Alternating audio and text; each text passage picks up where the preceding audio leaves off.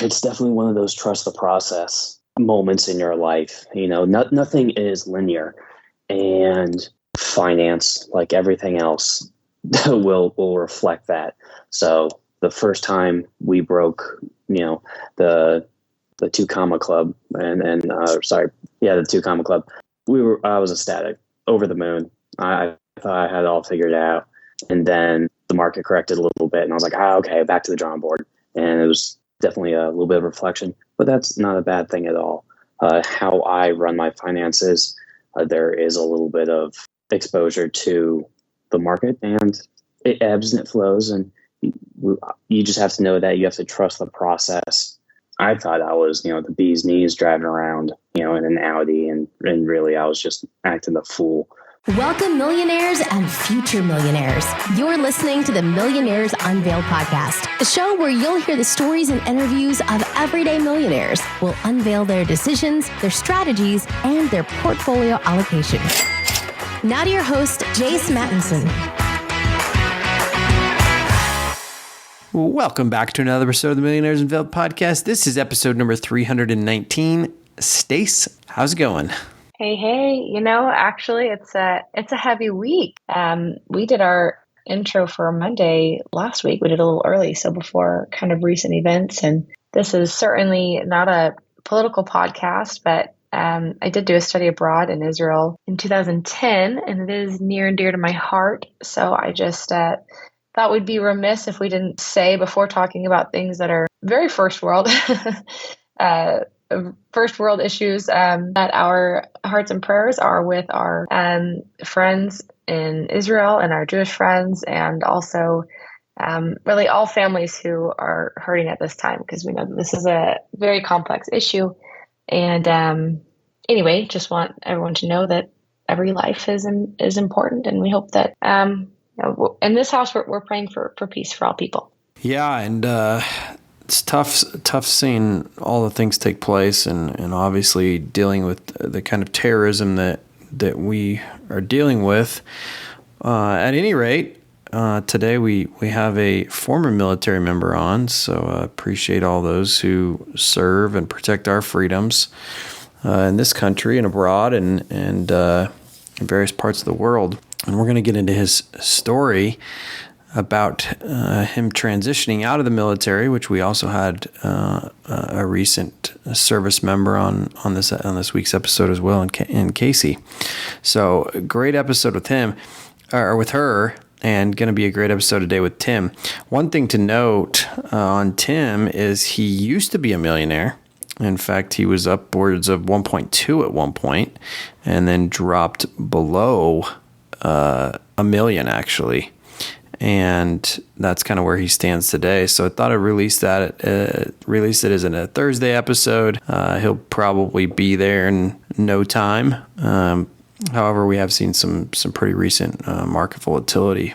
Anyway, one of the things that's interesting, as all these events take place in the world, whether it's Ukraine or Russia, now Israel, outside of the things in humanity, how does it affect us, and what affects us? And I think we can go back in history and look at those things and try to gain a better understanding and respect for, all the world events and all the things that take place. But I get that, some people, especially if you haven't traveled outside this country, just don't, may not have an appreciation for some of the things that we have in this country. And so, as it relates to finances, time will tell. And, I think markets in general, and, what takes place and how long it takes place, and how,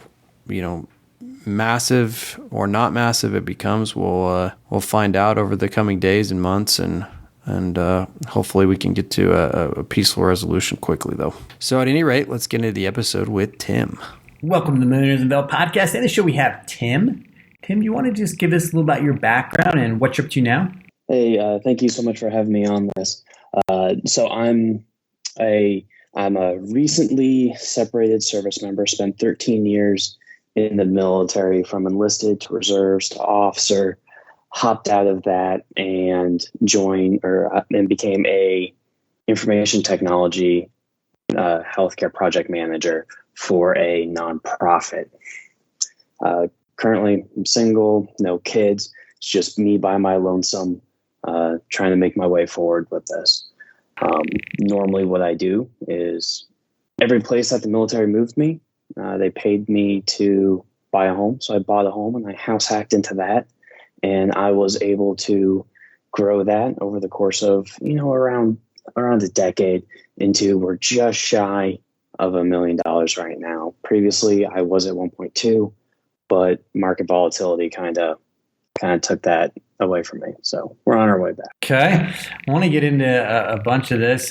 Before we do, though, thank you for your service in the military. We all definitely appreciate that. What is your net worth today? Oh, sorry. Go ahead. Nope. Just thank you for your support. So right now, my net worth is $976,635. And that's split between equity and real estate, stocks, and a little bit of cash on hand and precious metals.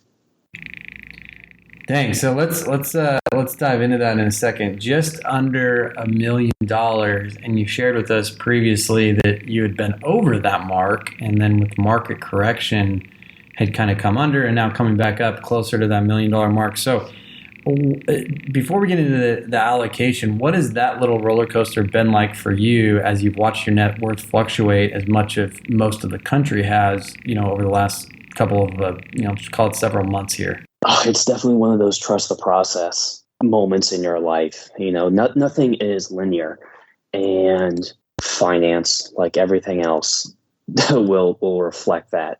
So the first time we broke, the 2 comma club the 2 comma club, I was ecstatic, over the moon. I thought I had it all figured out.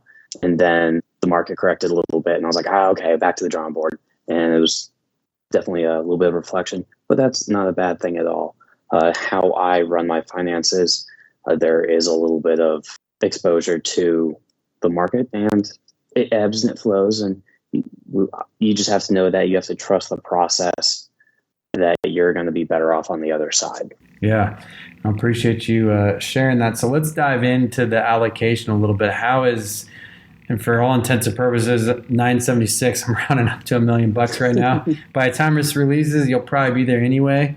A few more paychecks under your belt and whatnot. So how is the $1 million allocated? So the $1 million, I have around 900,000 in total invested assets, with a little bit left with cash on hand. Of that 900, it's like 940,000. 900 of that is actually in real estate right now. If we were having this conversation 6 months ago, that would have been a wildly different number. But I have around $40,000 in stocks, and that's mostly in my 401ks, and then $15,000 cash on hand. And what's left of that is either in a play money brokerage and precious metals. I just started this past year to start buying gold just as another store of capital. Okay, so the real estate makes up a bulk of it. Is that single family homes, a multi-family, duplexes, fourplex? What's the kind of the makeup there? So they're actually all split based on its target market. When I was in the military and we were in the more single family friendly homes or single family market, I purchased a few of them. And then when I was relocated to upstate New York, that's when I started purchasing multifamily. So right now I have 3 multifamily homes. I have 3 single family homes and a vacation home. And each time I move, what I do is I house hack my home. So I'll either find a roommate or I spool up Airbnbs. So right now, the home I'm in, I have 2 Airbnbs and 1 roommate going from my one home. That way that can further cut out my expenses, which allows me to, recharge my coffers that I call it, in order to build up the appropriate amount of capital to put down the down payment, just kind of repeat the process. So house hacking has basically got you all this real estate then, for the most part? Yep. It's gotten me all except for one of my real estate assets. And is the vacation home, is that a short-term rental? Yes. Yeah, that one is a short-term rental. Right now, we haven't even started to get it into this season yet, but that's going to be the primary vacation rental within the portfolio. So I want to dive into, you mentioned, being in the military, they encourage you to buy property at each of the relocations. Yeah. Could you open up about that a little bit? Yeah. So when you're in the military, if you're married, if there's too many personnel within the dormitories, or if you are an officer, you don't stay in the dorms or the barracks. So you have to live either in the base or off base within the local economy. And how the rules basically are wrote is that when you do move out into the local economy, the military gives you what's known as basic allowance for housing, or BAH for short. And that is dependent upon how many dependents you have. So if you have a wife and a kid, you are given more money, versus like me, I just had just my lonesome. So I had just a standard rate BAH. And that BAH is tied to your zip code along with your rank. So the higher your rank is, the more BAH you have. When you're in a higher cost of living area, the higher your BAH is. And whatever home that you can get, if it's under that BAH amount, so say it's $1,000. If you can find a place to rent or to buy, that's $500. Awesome. You get to pocket that. So early on, I realized that, hey, this could kind of be a thing. So bought a duplex, lived in one side, house hacked another side of it. And then within my unit, I even got a roommate. So at first my payment was like $1,200. I was making $1,200 for BAH. Then half of that unit, they paid me $900 in rent. So suddenly my $1,200 rent became $300. And then I put another roommate in there and they were paying me $400. So not only was I kind of living for free because BAH is tax-free income, but you don't count that into your overall overall pay. But then I was also living for a profit because the home was producing a little bit of cash flow. Wow. So did you figure that out on the first property? Like, what was the first property? Did you live on the barracks and then your rank moved up and you decided to live off barracks? Yep. So please correct me if I'm using the wrong term. No, it's all good. So yes, I made it up to sergeant when I was enlisted, and I was allowed to move off base. Right then, I bought a home with the, because I was listening to Bigger Pockets and all this, all the fancy smart folk, and I am not a smart individual by any stretch of the imagination. If I can do this, anyone can. But I bought a home duplex, rented one side out, and I realized that, this is actually not the most difficult thing in the world, because you hear it all the time where, you're going to buy a home, what happens when the roof blows off, what happens, if your tenants, don't want to leave and they become squatters. It's like, well, we have insurance for that. We have plans for that. So as long as you can make a plan and stick to it and make sure that, your plan's legal. So definitely run that by a lawyer, but as long as you have a halfway decent plan and the numbers check out, there's no reason why with a little bit of sweat, equity, and work effort, you can't succeed with this. So that was my mindset going into it. And it's been relatively good. So when you decided to transition out of the military, did you decide to reduce the number of single family and consolidate into multifamily, or what was your tactic there? And obviously did it matter at that point that the military wasn't paying you this stipend to cover each of the properties? Like, what happens when you leave the property and you move to property number 2?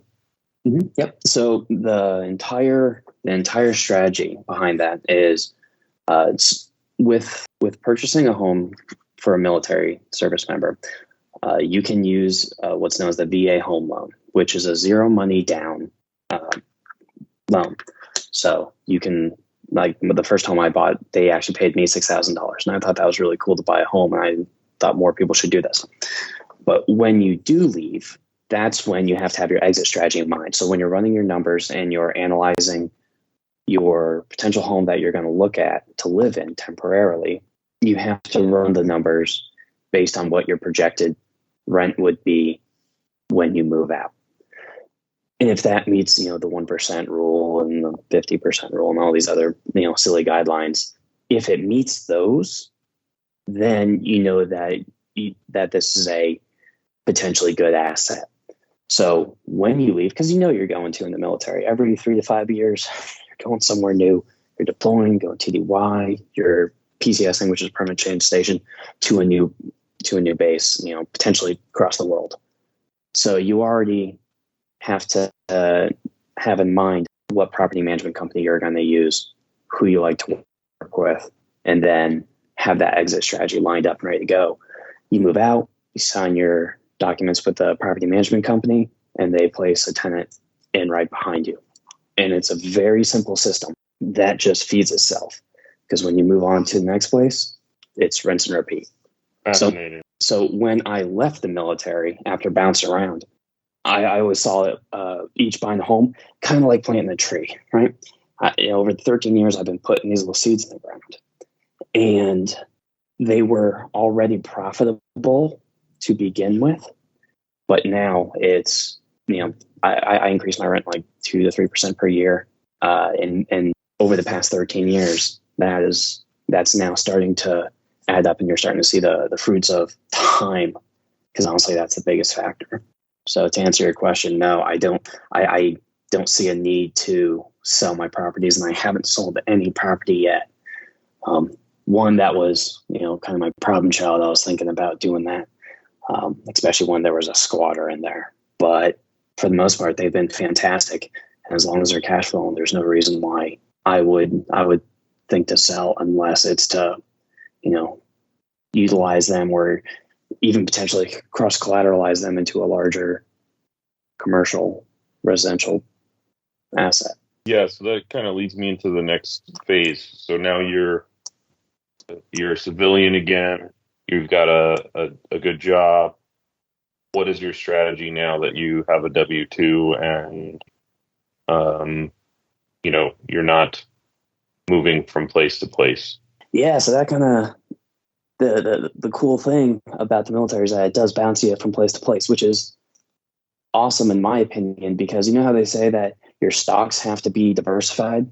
Well, I'm also under the impression that your real estate portfolio should be diversified. If you have all of your assets in a town or home, or in a town or one very closely populated city, and then typhoon hits or a blizzard hits and it just wipes them all out, you're going to be hurting for a little bit, or the main employer pulls out. But if you have a geographically diversified portfolio in a hurricane, if a hurricane hits and it takes out a third of your portfolio, yeah, you have insurance, it's going to rebuild, they'll make it whole, but you'll still be experiencing cash flow because of your other assets. So there is built-in risk reduction with that. For me, I'm always a big believer in investing where I have an uncommon advantage. And that means that the places I've been and I've lived at because of the military, well, I know that area and I know how the military works. So you have a system that's designed to help the service members. I can provide good housing to service members who need it, know the system to where they can still put a little bit of money of that BAH into their pocket, and I can still, make enough money to support my portfolio. It's a win-win.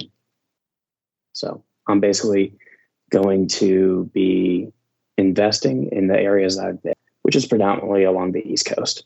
And how much cash flow did you say you have now from these properties? So each property cash flows anywhere from $6,000 to $20,000 a year, depending on the property. The single family ones, they're in the 6 to 8K range per year, and that's more than fine for me. I'm not looking to make to squeeze every last dime out of these things. And the reason for those, because the single families, I never get a call. In the past 3 years, I've gotten one call, and that was because of it was an AC unit that froze. That was it. Versus the other multifamilies, those are a lot more hands-on. Now they're a lot more profitable. The cash flow on those is 14 to 20,000 per year. But I'm calling the property manager once every other 3 months. It's a lot more hands-on. It takes a lot more of my time. For me personally, I would much rather have a little bit more passive single family than the cash flow in multifamilies. But for me, I think that a widely diversified portfolio is a strength, because in my opinion, you should be comfortable being uncomfortable when you are investing. Obviously, invest in what you know, but also trying new things is not a bad thing. And the ones you have the property management, how much do you have to pay them? Yep. So my property managers they take 10% off the top. Okay. So when I'm looking at and running my numbers, I'm looking at the real estate, running my numbers, I factor that in. That's a must for me. I don't have time to be getting called, 2 a.m. over squirrels in the attic. That's unfortunately not my call. So where do you go from here? I mean, is there a certain number of doors or net worth that you're trying to get to? And does your strategy change at all? Are you going to continue to house hack your way there, or what's the plan?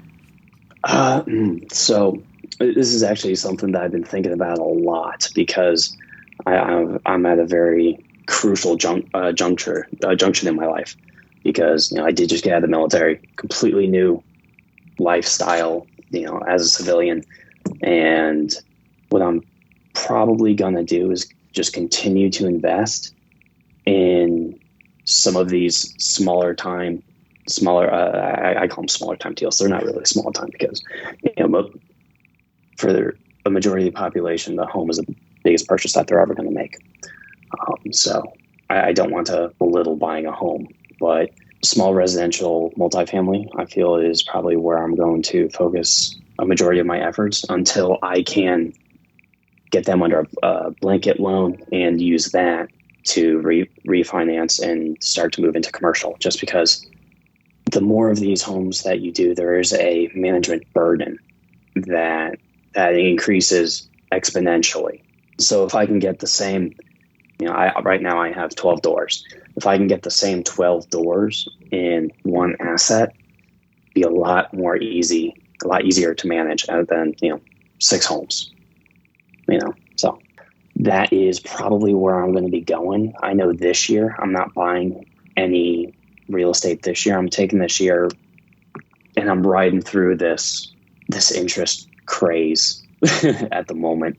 But I'm taking this year and I'm completely redoing the financial systems of my business of real estate to where everything is positioned more for scalability, because I've built my business systems to accommodate what I have. But when you look at it from a scalability factor, it's just not all that scalable. So I'm retuning a lot of things behind the scenes. That way, come 2024, then we could start to really pick up the pace. Because with each one of these, it creates a snowball. And with each new home, that snowball grows faster and bigger. So I'm trying to be ready for 2024, because then we'll be moving. We're going to buy a few more homes, then hopefully get into commercial. Okay. How do you find these deals right now? And previously, how were you finding them? So all of my deals have been off of the MLS, save for the one vacation home. That one was a private deal that I bought from a family member. With that exception, it's all on the MLS, looking through Zillow, and having a great team of people around me to say like, hey, this is actually a pretty good deal. You could do a small value add here. You can do, rent out the kitchen here, and that'll really bump up the assessed value of this home. So by having a few close advisors, you don't really need, any super secret way of doing it, at least for me. Okay. And is there a target net worth that you're trying to hit? I'm thinking, honestly, I'd like to hit 15 mil, by the time I retire at 65. However, it's very tempting to try a hiatus and take like 6 months off and see how I like the whole financially independent retired early thing. But I really like to work. It's fun. I'm a project manager by trade, so I get to always do new things, and it's still stimulating. So I think 15 million would be a good goal, yet also a difficult goal to hit by 65. Good for you. Do you plan on partaking in any geo arbitrage or investing in other areas or geographies at all as you kind of start growing this portfolio?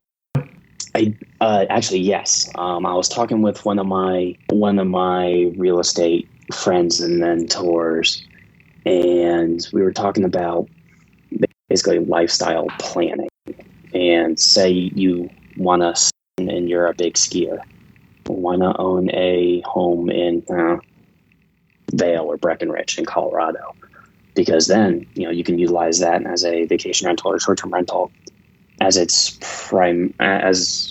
as a primary investment. But when you want to go there and ski, you have a place for that. So that has come up in conversation more and more, for sure. I would have to do a lot more research into the local area to be comfortable doing it.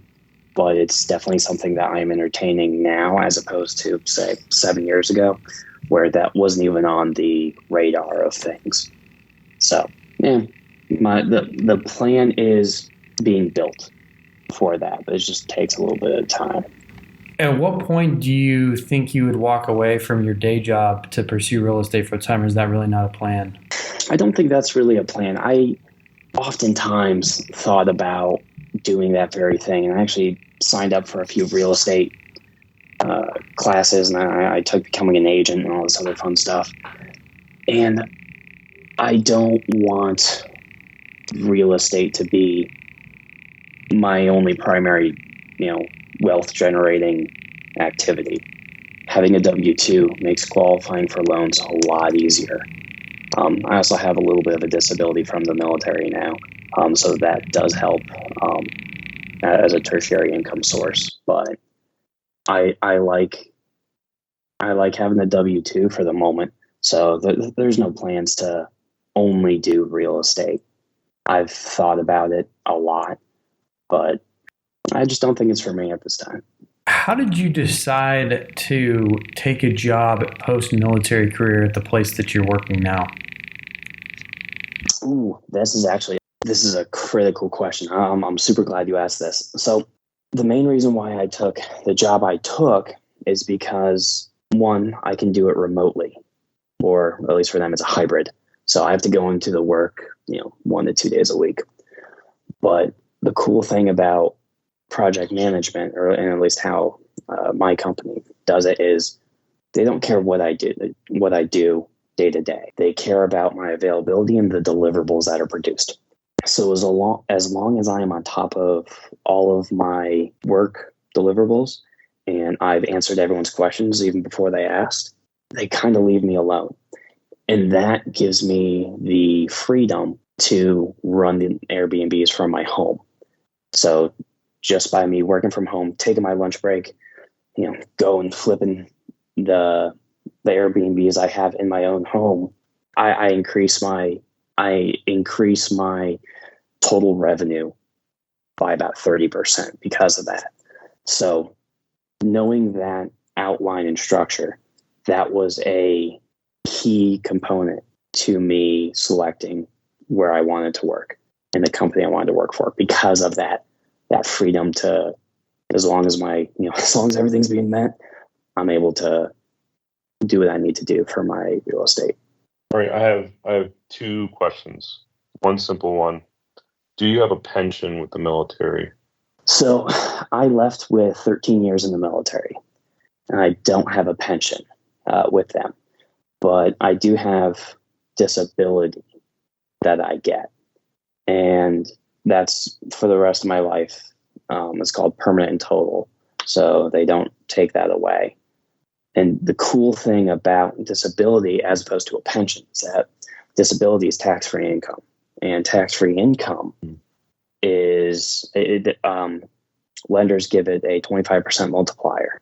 So if, say, you get $10,000 as disability, well, they actually look at that as $10,250 worth of income. So that actually helps when you're trying to apply for a loan or a mortgage. Got it. Very interesting. Okay, so here's my second question. You've mentioned your unique strategy with the military house hacks and the house hacks. Have you shared your strategy with anybody else in the military? Like, have you given that tactic to other people that are, like you, or might be earlier in their military career? Yeah. I was a sergeant, and then I commissioned twice, once in the Air Force and once into the Army. One of those was a mistake. I'll let you guys figure out which one that one was.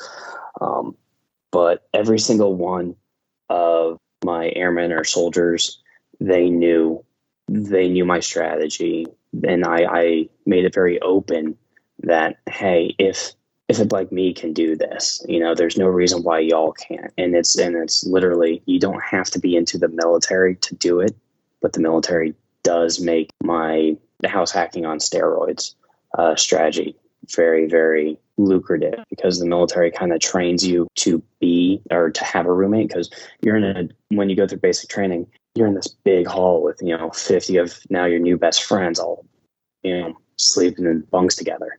And then when you go into the dorms, you still have a roommate.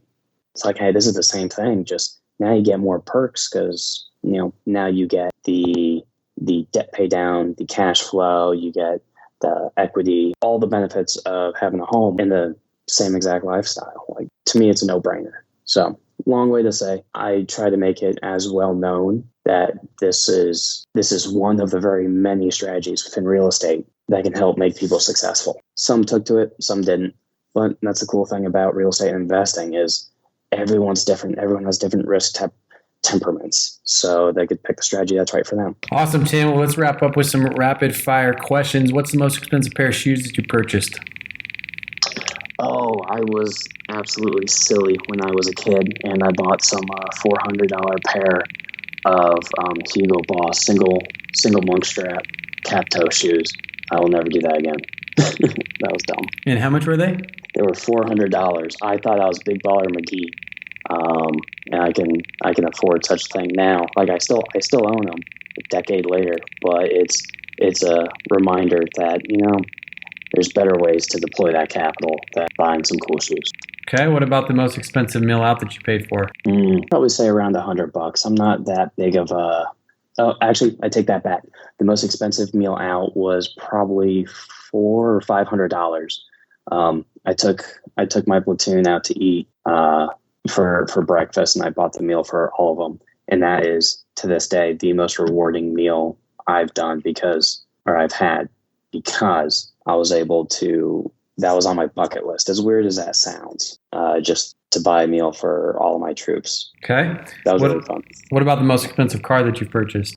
So that is the current car I have right now. And so I drive a Tesla Model Y, and that's around $50,000. I try to have things that are integrated into my real estate. So by having an electric car, and by having the need for power within your homes, that gets to be a tax deduction, or it can be at least. Okay. What about the most expensive vacation or experience that you paid for? It's a hard one. So that's something that I don't really put a lot of value in. Most of my vacations were paid for by Uncle Sam, going to like Japan, Thailand, Philippines, things like that. I'd probably say, just traveling over to the next state over and running a ultra marathon. So $400 or $500 maybe. Not that much. Just go to the next state over and run an ultra marathon as my vacation. All right. Hey, I got one coming up in 8 days, and I'm glad we're having this recording now as opposed to like a week and a half from now. Yeah. I'll be dead. Awesome. What is a key lesson that you've learned from childhood? From childhood, discipline, I think is what it comes down to, because you will be along the path of financial freedom. You're going to be tempted to spend your hard-earned money on useless. Don't do that. The fancy term is lifestyle creep. For me, keep it to a minimum. And discipline that I learned as a childhood, or in my childhood, has definitely paid that forward. Okay. How do you get ahead in life? For me, that's the easiest one. Be the dumbest one in the room. Be the dumbest one in the room. Surround yourself by amazing people whose ambitions and goals are just wild, and just hang on for the ride, because surrounding yourself with excellence can only tolerate excellence. So if you're around excellent people, you'll either become excellent or you won't be around those people. So that's what I would say. It's all about the team. It's all about the people that you surround yourself with, because that's a self-reinforcing social model that you'd probably want to stay in. Where did your interest in personal finance and investing come from? I would say as a kid, I come from pretty humble beginnings. We didn't really have too much. My dad went bankrupt at least once, I think twice, when we were growing up, just because of divorce. He was a single father, trying to raise 2 kids. So I think that really imprinted in me a hard lesson that finance is a thing, and you have to be on top of it, or else you're going to be playing life on hard mode. And I've played enough video games to know that hard mode's not fun. So okay. Do you use a credit card? I do, yeah. I'm not necessarily a point hacker or credit card hacker. I just keep it on like the cash back at end of the month. Something super simple. I'm not smart enough. Okay. What's a closely held belief that you've recently changed your mind on? I am actually not prepared for that question. I don't think I have an answer. I think I'm stubborn. I haven't changed my mind on anything. I'm perfect in every way. Okay. What's the craziest thing you've ever done to earn some money? To earn some.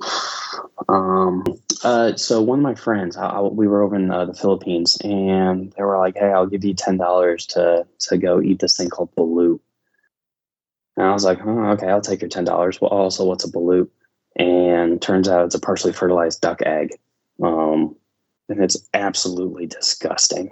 I can still taste it. I've had balut too. Oh, so you know the pain. Well, I used to sell to a lot of Filipino people when I lived in Wisconsin, and they would bring me lumpia, and they'd bring me other thing called pancit, which is like also delicious. But then once in a while, they'd bring balut, or I'd be like, "Where's my balut?" And they would all laugh because they knew.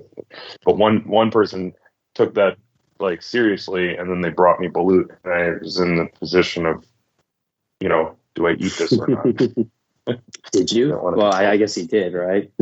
I did, and it was exactly as bad as it sounded. Yeah.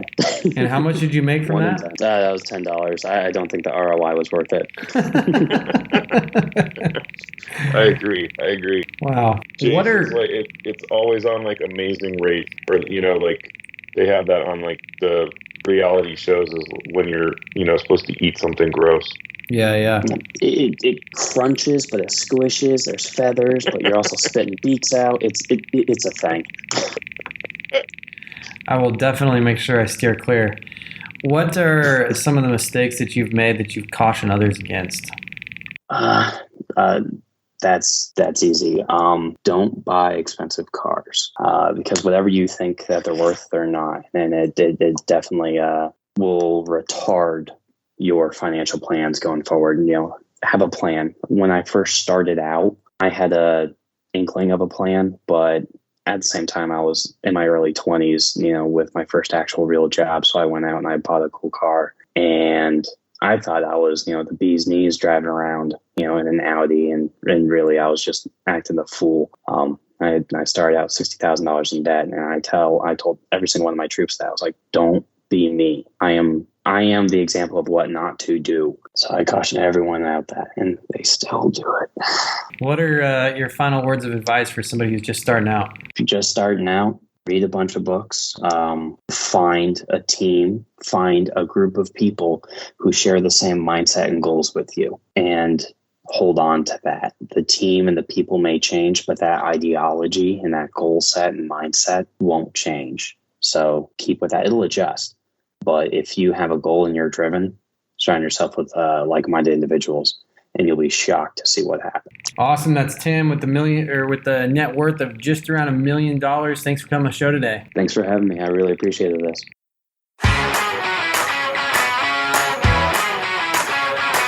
Thanks for listening to the Millionaires Unveiled podcast with Jace Mattinson. For more stories, investment opportunities, and information, check out our website, millionairesunveiled.com. See you next time when you'll hear from another everyday millionaire.